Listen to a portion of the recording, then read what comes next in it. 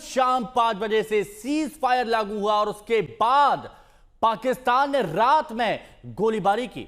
लेकिन उसके बाद जब भारत ने सख्ती दिखाई और चेतावनी भी दी, पाकिस्तान को चेताया, तो उसके बाद पाकिस्तान ठंडा पड़ गया। आज की सुबह सीमावर्ती राज्यों में हालात सामान्य है। रात 11:30 बजे के बाद कहीं से कोई फायरिंग या असामान्य गतिविधि की खबर नहीं आई और कल यानी सोमवार को दोपहर 12 बजे भारत पाकिस्तान डीजीएमओ लेवल पर बातचीत भी होगी। इन 3 तस्वीरों में आपको बता रहे हैं कि कल से लेकर अब और कल क्या रणनीति होने जा रही है, क्या तैयारियां हैं।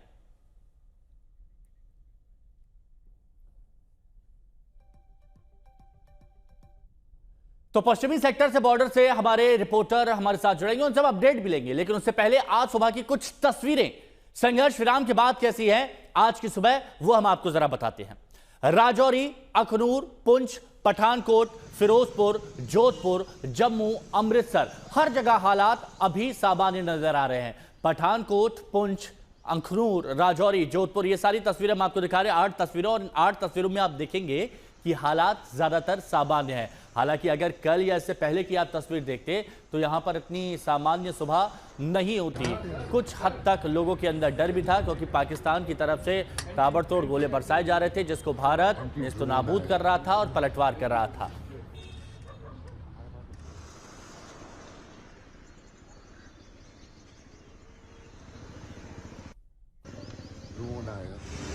तो ये तस्वीरें हम आपको दिखा रहे हैं और यहां पर उन जगह है, ये वो जगह है जहां पर हालात अभी फिलहाल सामान्य नजर आ रहे हैं। लेकिन यहां पर हम आपको ये भी बताते हैं कि किस तरह से बॉर्डर के जो हालात हैं वहां पर क्या स्थिति इस वक्त बनी हुई है। देखिए 11 मई के बॉर्डर की रिपोर्ट हम आपको बता रहे हैं, 11 मई में इस वक्त कैसे हालात है। तो यहां पर आप देखिए, ये राजस्थान का इलाका है, ये गुजरात का इलाका है, यहां पर स्थिति सामान्य है, सीज फायर कायम है। इसके अलावा ये बॉर्डर से सटे जितने भी इलाके हैं उसकी जानकारी हम आपको दे रहे हैं। तो यहां पर आप पंजाब देखिए, सुरक्षा बल यहां पर अलर्ट है। सुरक्षा बल अलर्ट क्यों है? क्योंकि पाकिस्तान है, आप उसका भरोसा नहीं कर सकते। राजस्थान में भी आप देखिए स्थिति यहां पर सामान्य है। गुजरात की अगर बात करें, गुजरात में भी स्थिति सामान्य सी नजर आ रही है। तो हालात यहां पर पूरी तरह से इस वक्त सामान्य है और अभी 68 घंटे के तनाव के बाद आप ये देखिए, ये सुबह की तस्वीरें हैं। हालांकि इस दौरान जब रात में पाकिस्तान ने सीज फायर तोड़ा था तो भारत ने उसे चेता भी दिया था। भारत ने बता दिया था कि अगर इस तरह कोई भी हरकत पाकिस्तान की तरफ से की जाएगी तो उसे वॉर के तौर पर देखा जाएगा। और फिर भारत की सख्ती का असर हुआ और उसके बाद ये 8 तस्वीरें इस बात की गवाही दे रही हैं कि अभी स्थिति पूरी तरह से सामान्य है और सीज फायर की स्थिति बनी हुई है।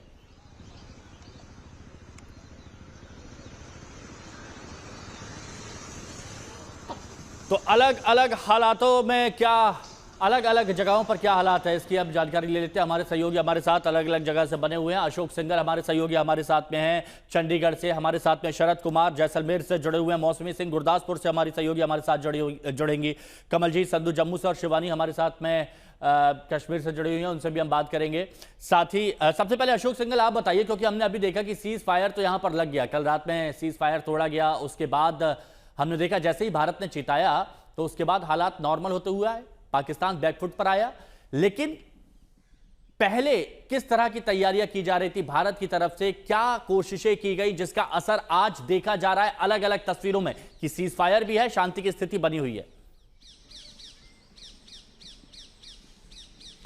बिल्कुल, सीज फायर का जैसे ऐलान हुआ उसके बाद सबको लगा कि अब तो शांति हो गई है। सब लोग खुश भी थे, चाहे बॉर्डर हो, एलओसी हो या शहरों में जहाँ जहाँ इन्होंने अटैक करने की कोशिश की थी पाकिस्तान ने, वहाँ सब लोग बहुत खुश हुए कि चलो युद्ध विराम हुआ। लेकिन जैसे ही टाइम हुआ, रात को ड्रोन छोड़े जा रहे थे, गोलाबारी हो रही थी, फायरिंग की आवाज़ें आ रही थी। हालांकि भारतीय सेना ने उसका मुंह तोड़ जवाब दिया, लेकिन वायलेशन किया। पाकिस्तान ने वादा खिलाफी की, हमेशा से वो झूठ बोलता रहा है, वादे तोड़ता रहा है और कल भी यही स्थिति हुई। सबको लगा कि वही हालात पहले से ऐसे बन गए हैं और पाकिस्तान सुधरेगा नहीं हमेशा की तरह, क्योंकि बार बार हमेशा से ऐसी बातें होती रही हैं। लेकिन उसके बाद खुद वायलेशन करता रहा, सीज फायर का हमेशा से उन्होंने वायलेशन किया और कल भी ये स्थिति बनी।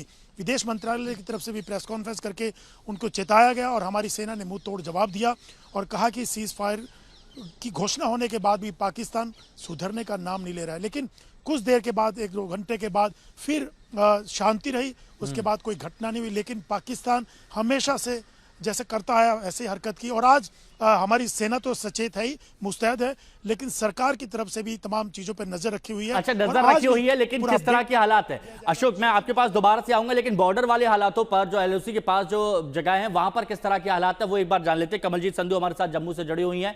हमने देखा था कमलजीत की रात में जैसे ही शाम को सीज फायर का ऐलान होता है, उसके बाद सीज फायर तोड़ा जाता है, फायरिंग की जाती है, जिसका भारत जवाब देता है, लेकिन भारत चेताता है तो उसके बाद पाकिस्तान वापस बैक स्टेप कर लेता है, कंट्रोल में आ जाता है। अभी वहां पर क्या हालात है, जरा ये बताइए। देखिए, स्थिति सामान्य होती हुई नजर आ रही है, खासतौर पे जिस तरह से रजौरी, जहां पे मैं इस वक्त खड़ी हूं, जो कि जम्मू डिवीजन में पड़ता है। आपको ये भी बता दूं कि काफी टेंशन वाला माहौल था। नियंत्रण रेखा पे रहने वाले लोग अक्सर गोलाबारी जरूर देखते हैं, लेकिन पिछले कई सालों से ऐसा नहीं हुआ था।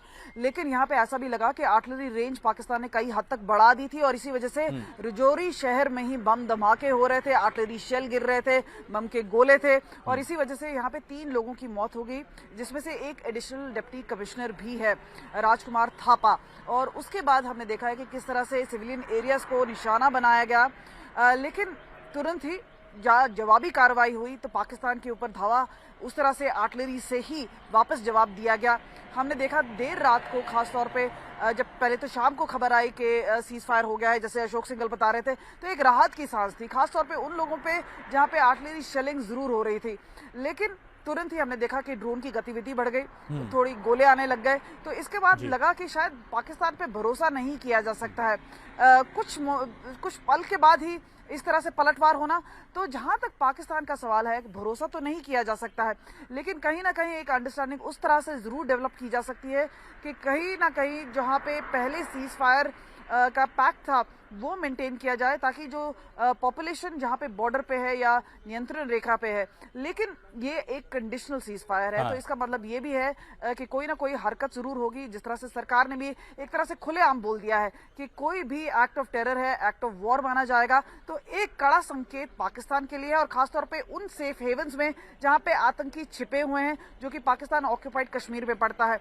तो खास तौर पे अब जैसे हम देख रहे हैं कि एसआईए की रेड चल रही है, साइमल्टेनियस बड़े एक्शन चल रहे हैं। कल नगरोटा में एक आर्मी कैंट के ऊपर जिस तरह से आतंकियों ने फायरिंग की, जवाबी फायरिंग की गई, तो वहां पर एक चीज जरूर है कि अलर्टनेस की जरूरत है। दूसरी तरफ और वो सावधानी बरती भी जा रही है, ये हम देख भी रहे हैं। और भारत ने बहुत कड़े शब्दों में कहा है कि अगर आपने कोई भी हरकत की तो उसे एक्ट ऑफ वॉर माना जाएगा और फिर जवाबी कार्रवाई के लिए आप तैयार रहिए।